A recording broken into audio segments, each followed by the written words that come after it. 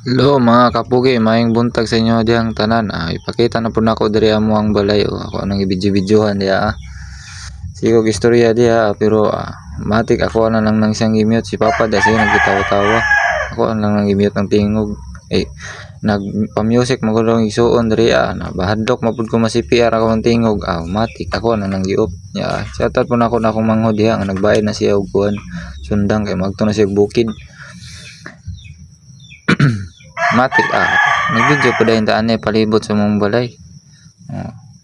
Mo ni mong balay simple house na siya pero kanang simple house nga mong balay dia pero ang nagpuyo diyan na malipayon mang tanan nung kasinabot man okay ra gyapon ya makita pud nyo na mo ang tanom diha na saluyot na siya gulay kini mo puning sili diri ari ako na nang nangibidyo-bidyohan pud diha para nyo makita matik nagplaster na pud na akong gisuon diha nagbayad na siya sundang.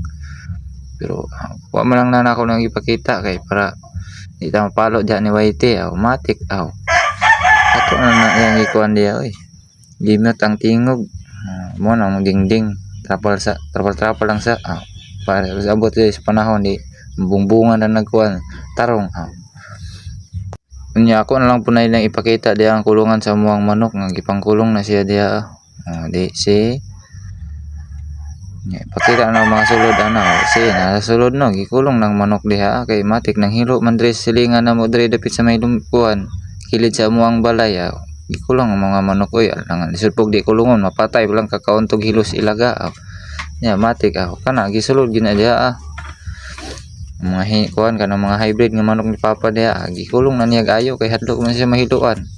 So kay taas naman kayo na ito pang yawit diri lang kutaman shoutout na lang tamog mayong buntag sa inyo sa tanan ako mga subscriber ilan ako lang ayon mayong buntag sa inyong tanan, bye bye.